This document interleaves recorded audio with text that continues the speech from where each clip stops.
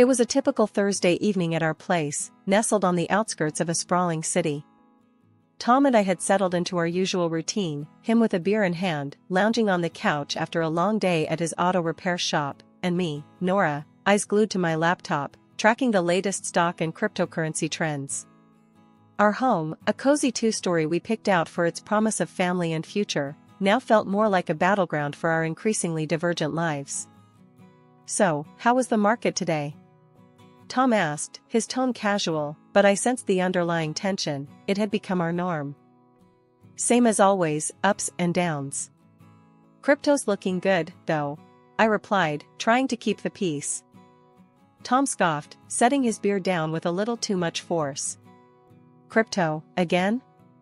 You know, not everything that glitters is gold, Nora." I sighed, closing my laptop, bracing for the conversation we'd had countless times. "And not every car that comes into your shop is worth fixing, but you do it anyway, because you see the value in it." "Why can't you see the value in what I'm doing?" "Because cars are real, Nora. You can touch them, fix them, sell them. What you're doing, throwing our money at the wind, hoping it'll fly back with more, it's just reckless." I felt the anger bubble up, the same old argument wearing thin. "Reckless? It's not reckless, Tom. It's calculated. There's a difference between gambling and investing. I wish you'd try to understand that." Tom stood up, pacing now. "Calculated? You call putting our hard-earned money into something as volatile as cryptocurrency calculated?" "Yes, I do, because I don't go in blind. I research, I study trends, I make informed decisions. It's no different from what you do with your shop." "My shop is a sure thing, Nora. People always need car repairs. But this? This is just a phase. What happens when it crashes, huh? What then? We could lose money in any investment, Tom. The shop could falter. Nothing's guaranteed. But we've seen good returns on my investments. Isn't that worth something?" Tom stopped pacing, running a hand through his hair in frustration. "It's not just about the money, Nora. It's about security, about not risking everything on a damn coin flip. Why can't we invest more in the shop, expand it? That's a real, tangible way to grow our money. And put all our eggs in one basket? What if something happens to the shop, Tom? Diversification is key. That's investing 101. He shook his head, the gap between our perspectives as vast as ever. "Diversification, sure. But into something stable, not this digital fairy dust." I stood up now, feeling the need to defend my choices, my independence. "You know, for someone who runs his own business, you're surprisingly close-minded. And you're surprisingly stubborn," he shot back. "All I'm saying is, we could be using that money to build something lasting, something we can see and touch, not just numbers on a screen." The conversation was going nowhere, as usual. "Let's just agree to disagree, okay? I won't criticize how you run your shop, and you don't criticize my investments." Tom sighed, the fight draining from him. "Fine. But just remember, Nora, when all this blows up in your face, don't say I didn't warn you." The tension between Tom and me wasn't the only strain in our lives. His family dynamics added another layer of complexity. Living close to his parents and sister meant frequent interactions, each one a reminder of our differing views on family and responsibility. It was a Sunday afternoon when Tom suggested we visit his parents. The idea alone made my stomach knot. It wasn't the parents I minded, it was Sarah, Tom's sister. Her lifestyle and choices were a constant source of bewilderment to me. "Come on, Nora, it's been ages since we've seen them. And Mum's been asking about you. And more. You know Dad is fighting cancer." Tom pressed, noticing my hesitation. "Yeah, I bet Sarah's missed me too," I muttered, my sarcasm not lost on Tom. "Look, I know you two don't see eye to eye, but can't you just—" "I don't know, try? For me?" Sighing, I agreed. "Fine, but I'm not staying if she starts on one of her shopping spree stories." We arrived to find Sarah already there, flaunting her latest designer bag. The air of superiority she carried like a perfume instantly grated on me. "Look at this, just got it yesterday. Isn't it just fabulous?" she gushed, barely acknowledging our presence. "It's something," I managed to say, biting my tongue. Tom's mother, oblivious to the tension, ushered us in. "Nora, dear, so glad you could make it. You two should visit more often." The afternoon dragged on, with Sarah dominating the conversation, recounting her latest vacation and shopping exploits. I tried to keep a neutral face, engaging in minimal conversation, but my patience was wearing thin. "So, Nora, still playing with your stocks and bits?" Sarah sneered, her tone dripping with disdain. "It's called investing, Sarah. You should try it sometime instead of blowing through money on things you don't need," I shot back, my annoyance breaking through. Tom shot me a warning look, but it was too late. Sarah scoffed. "Investing? Please, like gambling on the internet is anything to brag about. At least when I spend my money, I have something to show for it." "Something to show until it goes out of fashion next season," I retorted, unable to help myself. "That's enough, both of you," Tom's father interjected, his tone stern. "We're here to enjoy each other's company, not to argue about whatever this is." The rest of the visit passed in an uncomfortable silence. As we left, Tom couldn't hold back his frustration. "Nora, why do you have to provoke her? Can't you just let it go for one afternoon?" "Me? Provoke her? She's the one who started it with her snide remarks. I'm just not going to sit there and take it, Tom. It's just, sometimes I wish you'd try a little harder, for the sake of peace." "Try harder?" "Tom, I'm not the one splurging on luxuries and then flaunting them in everyone's face. Why doesn't anyone tell her to stop acting like a spoiled brat?" "Because she's family, Nora. We look out for each other, even if we don't always agree with what they're doing." "That's just it, Tom. Looking out for each other is one thing, but enabling bad behavior is another. There's a difference, and it's about time someone pointed it out to her." Tom sighed, the weariness evident in his voice. I know. But what can we do? She's set in her ways, and Mom and Dad aren't going to change how they treat her. It's not just about Sarah, Tom. It's about us, too. How are we supposed to plan for our future when there's always going to be this financial black hole in your family? "We'll figure it out, Nora. We always do." The news hit us hard and fast. Tom's dad, Mr. Harrison, had lost his battle with cancer. It felt like one moment we were discussing treatment options, and the next, we were plunged into mourning. Amidst the shock and grief, Sarah, Tom's sister, took charge of the funeral arrangements. It wasn't long before she dropped a bombshell on us about the cost. Sitting in our living room, looking like a storm cloud had settled over his head, Tom relayed what Sarah had told him. "Nora, Sarah says the funeral's gonna cost $60,000. She's expecting us to chip in half." I nearly choked on my tea. $60,000? Tom, that's insane. Are we funding a funeral or a royal wedding here? Tom's face darkened, his eyes narrowing. Now's not the time, Nora. This isn't about the money. It's about giving my dad the send-off he deserves. But $60,000? There has to be a mistake. It's too much. Too much? Tom's voice rose, and I could see the vein in his forehead starting to pulse. My dad has just died, Nora. And here you are, haggling over pennies. What's wrong with you? I flinched at his harshness. I'm not haggling, Tom. I'm just shocked. We never even spent that kind of money on our own house. Tom stood up abruptly, his chair scraping against the floor. You know what? I don't need this. I don't need you telling me what's too much for my own father's funeral. If you can't see past your damn spreadsheets for once, maybe you should just stay out of it. The hurt from his words cut deep, but I swallowed my retort. This was grief talking, not my Tom. I'm sorry, Tom. I'll transfer the $30,000 to Sarah. It's just, this is a lot to process. Tom paced the room, hands buried in his hair, a gesture of frustration I'd come to recognize over the years. Yeah, well, it's not just about the money, Nora. It's about doing right by him. And if that means paying whatever it costs, then so be it. When I confirmed the transfer to Sarah, Tom barely acknowledged it, lost in his own world of grief and anger. The distance between us felt like miles, not the few feet of our living room. Walking into the funeral agency, I felt the weight of the world on my shoulders. The last few days had been a blur of grief and confusion, but nothing could have prepared me for what I was about to learn.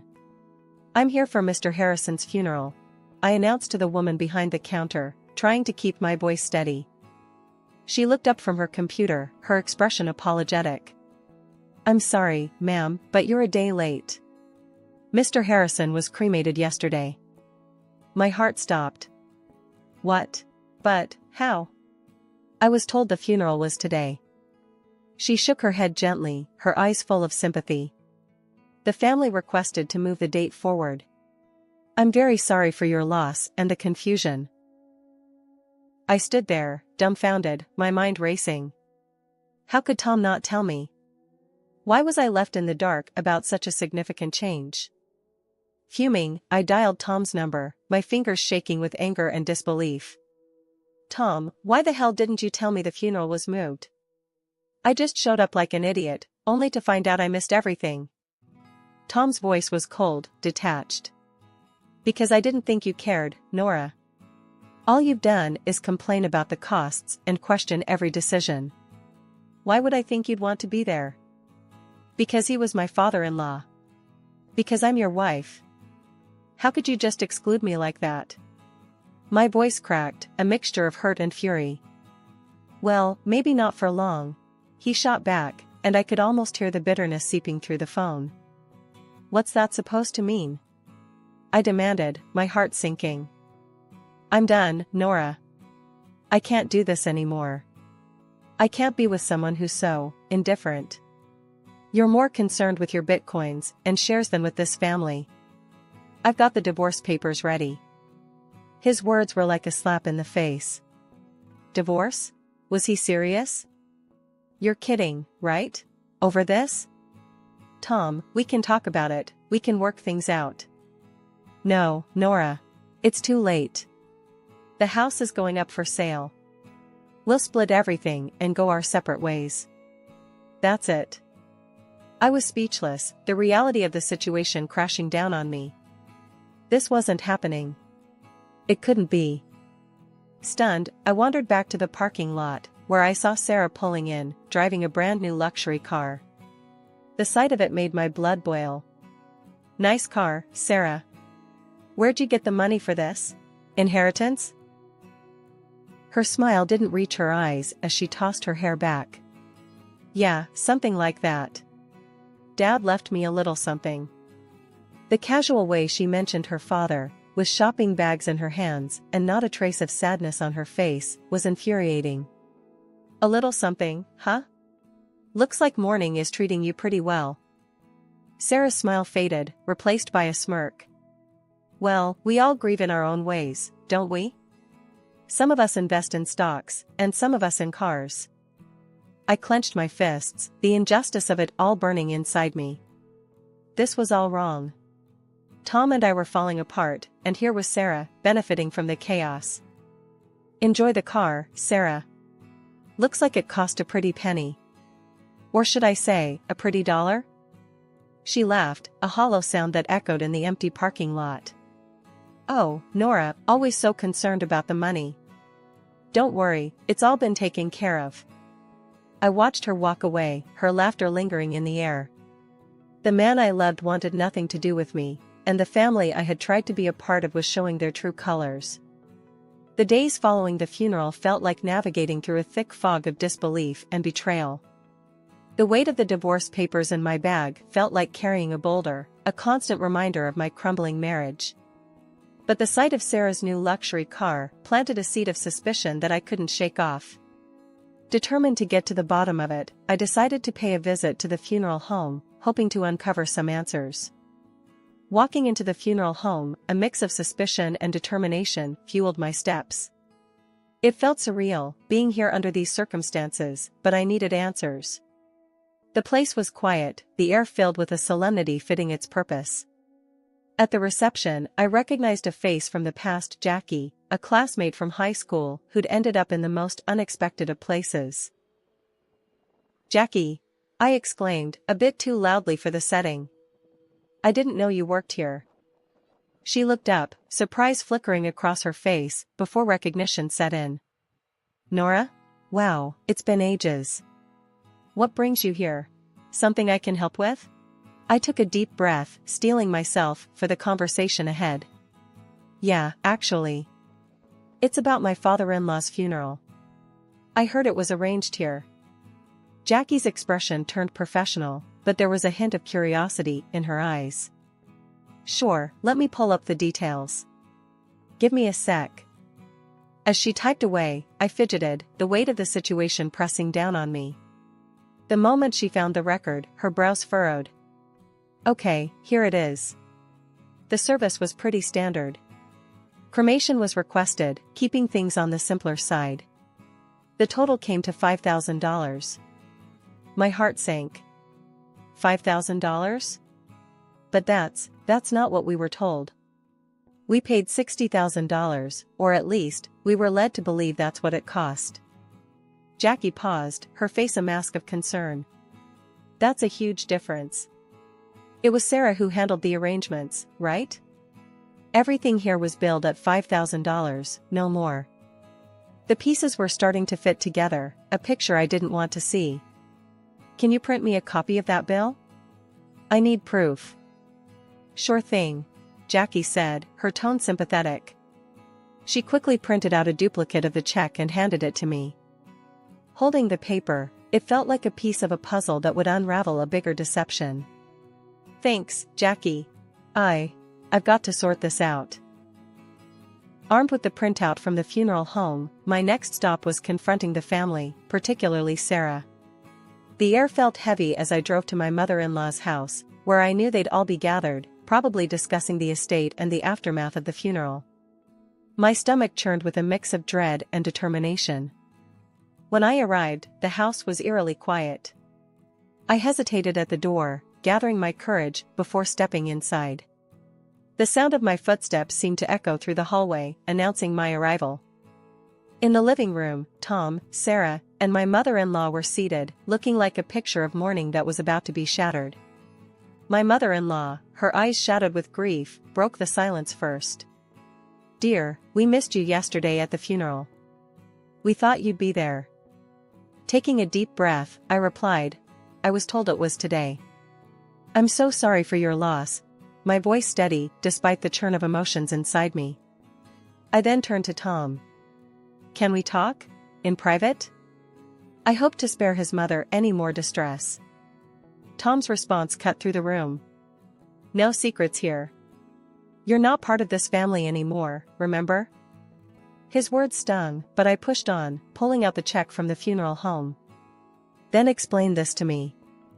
The funeral cost $5,000, not the $60,000, Sarah claimed. Where did the rest go?" Tom looked genuinely shocked, turning to Sarah with a bewildered, "What's this about?" Sarah squirmed under our gazes. I needed the money," she finally admitted, her voice small. The revelation seemed to hang in the air until Tom's mom, overhearing, added, "Your father saved for his own farewell. I even gave Sarah $10,000 more to cover everything." I did the math out loud, tension rising. $70,000 in total, and only $5,000 spent. "Sarah, where's the rest?" Flustered, Sarah confessed to splurging the money on a new car for herself, her gaze darting away, unable to meet mine. I expected Tom to explode, but instead, he almost tenderly told Sarah, "You shouldn't have done that. Be more careful next time." His response floored me. "Careful? She committed fraud, Tom. And you're okay with that?" Tom's justification left me reeling. "You wouldn't understand. You've got no family, you don't get what it means to stick together." That was the last straw. In front of them all, I signed the divorce papers with a flourish. Sarah, you owe me $30,000. Pay up, or I'm going to the police. Tom's protests followed me out the door, but I didn't look back. I'd seen enough, heard enough. The betrayal was complete, and so was my resolve. As I walked away, the finality of my actions settled in. There was no going back, only forward from here, away from the lies and the deceit that had marred what I once thought of as family. Packing up my life into boxes felt surreal, like I was an observer in my own story. The for sale sign outside the house was a stark reminder of the finality of it all. By afternoon, I was settling into a small apartment that felt more like a fresh start than a downgrade. That evening, as I was sorting through the remnants of my past life, my phone rang. Tom's name flashed on the screen, a name I no longer felt attached to. I answered, curiosity edging out resentment. Nora, you need to back off, Sarah. Tom's voice came through, tinged with an uncharacteristic harshness. Back off? I laughed, cold and sharp. Not a chance, Tom. She took from me, and I want it back. Your sister's a thief. Tom was silent for a moment. She's family. You wouldn't understand. Family? I scoffed. That ship has sailed, Tom. As far as I'm concerned, you and your sister are just people I used to know. He tried to argue, but I cut him off. Save it. Sarah has 2 weeks to return my money, or I'm pressing charges. And you? Stay out of it. You're nothing to me now. Hanging up, I felt a mix of sadness and liberation. The man I once loved was now just another obstacle in my path to reclaiming my life. 2 weeks later, a knock at my door heralded the return of my $30,000. Sarah stood there, her posture defiant, a sneer playing on her lips. Here's your money, she spat, thrusting an envelope into my hands. Happy now, you money-grubbing witch? I took the envelope, my gaze steady.